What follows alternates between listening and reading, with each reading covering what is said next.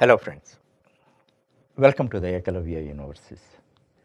Today we are taking up the 19th chapter in Java chapter zone module 4. This is Java I/O management. This is a very big chapter. That's why in order to make it lighter, I divided into two parts, 19 part 1, chapter 19 part 1 and 19 part 2. And because of this, I cannot dump huge large number of elements in one chapter. And in order to master the elements or concepts in this chapter, we must have a unique strategy that I am going to explain little later. Because routinely, like other chapters, if you study and all, it is very difficult for you because there is large number of elements in this chapter. That's why you have to study strategically, number one, and number two is you may study 2 or 3 times, 2, 3 iterations are required to understand the entire picture and grasp the functionality of each and every element. But one simplicity is also there in this. Most element, the structure of most elements are common. That's why even though there are number of elements, large number of elements, we do not bear that much burden because most elements are similar. That is one convenience here. And first I give a introduction about Java I/O management. Thereafter I will explain all each and every concept in detail. As you know, computers process data which is stored in the RAM. RAM is a primary memory, that is random access memory. This is very fast memory. It processes data in nanoseconds. Nanoseconds means a billionth part of nanosecond means a billionth part of second, that much faster. But the basic limitation of RAM is its size is smaller comparatively with other disks like hard disk, CD-ROM, DVD-ROMs and all that. Its size is smaller. Number two is it holds memory temporarily because it is volatile memory.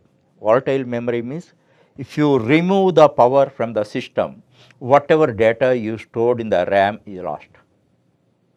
That's why only for internal process purpose we can use RAM, but we cannot use it for a as a permanent storage device.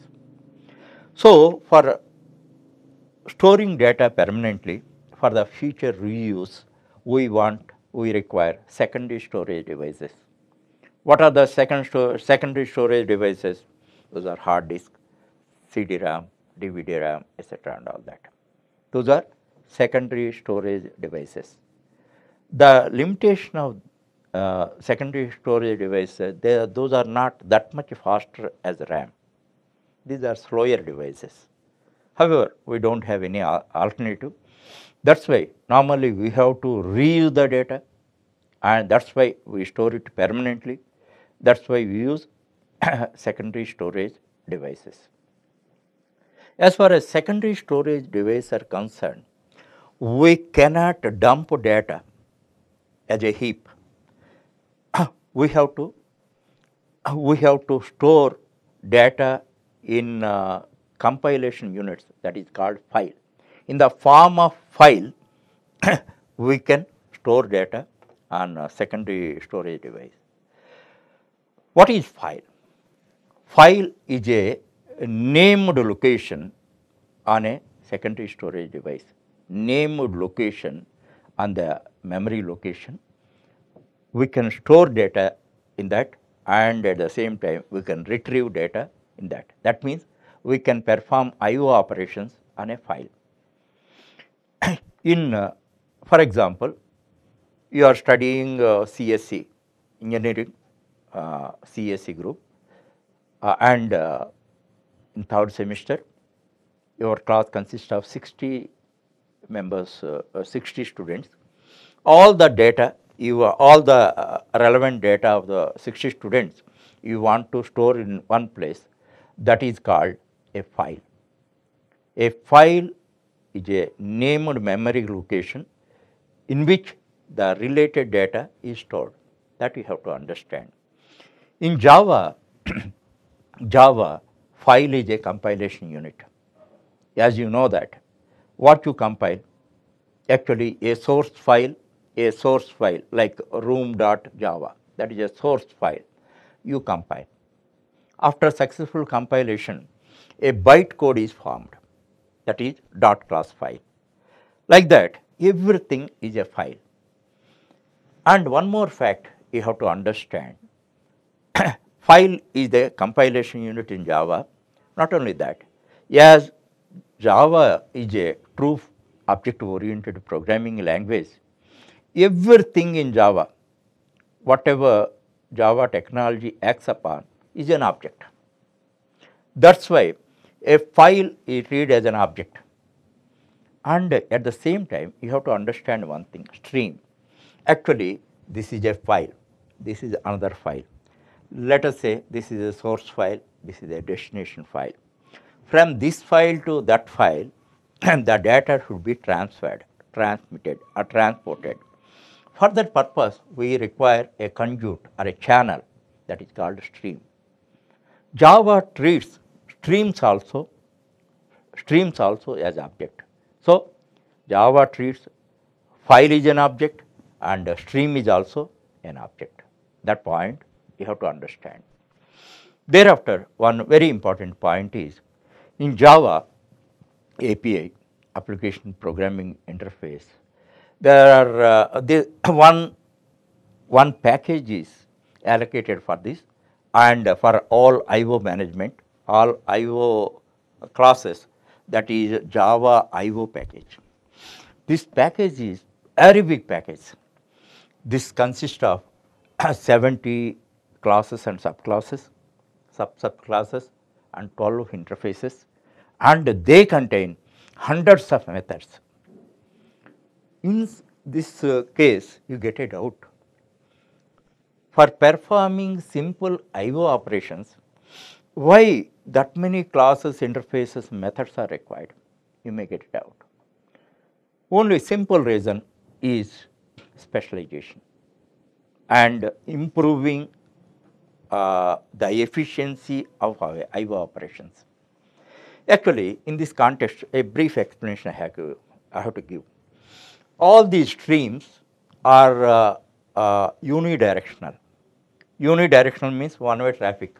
This stream goes this side, there is other stream this side. That means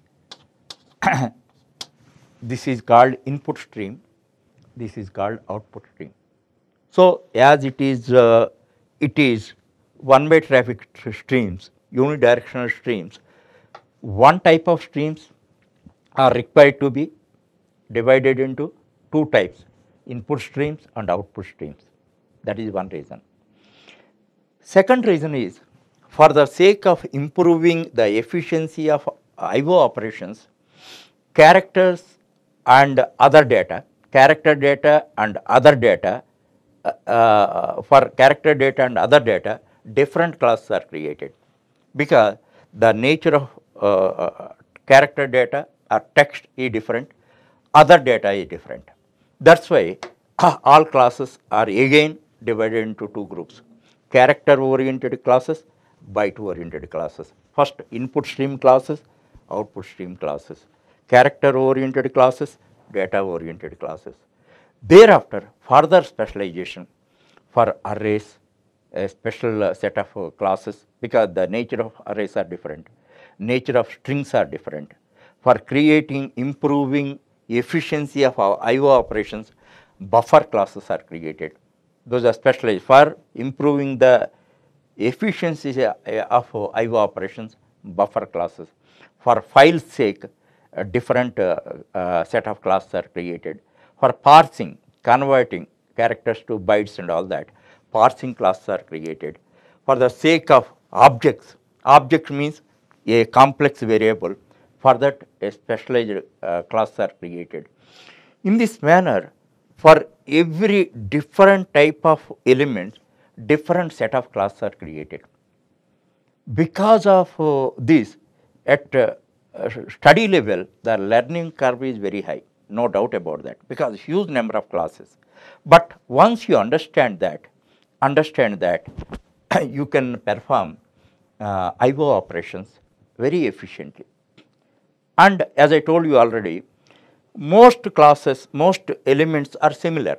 So, one class if you study thoroughly, the next class will be almost the structure and contents of the next class will be almost similar.